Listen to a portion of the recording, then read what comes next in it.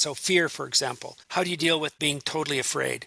What can you do? So this idea of how you move through fear is something that you can then use to move through all the rest of your life. So for example, if you're really, really afraid of something and you can't do it. As an example, in sailing, I knew in certain situations that if I didn't get outside and do something with the boat, I'd sail it to pieces. It's like getting in your car and just stomping on the gas, closing your eyes. Pretty soon you're going to hit something and the car's going to be destroyed. So it's very easy to destroy a boat in the middle of the ocean, a small boat in a large ocean. You can sail a boat to bits. So I'd be in a situation where I knew if I didn't do something, the boat was coming apart. But right now, in the moment, you're safe. I'm strapped in down below, and I'm relatively warm, relatively dry, and outside it's just a maelstrom. So I'm good where I am.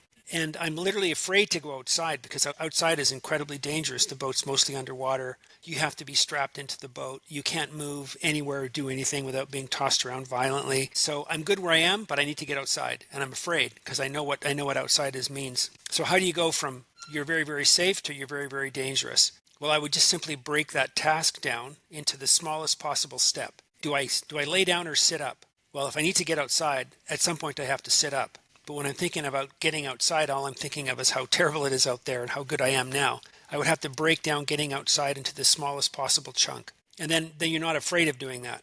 I'm not afraid of sitting up. I'm not afraid of, moving across the cabin. I'm not afraid of getting into the place where I can, put my foul weather gear on.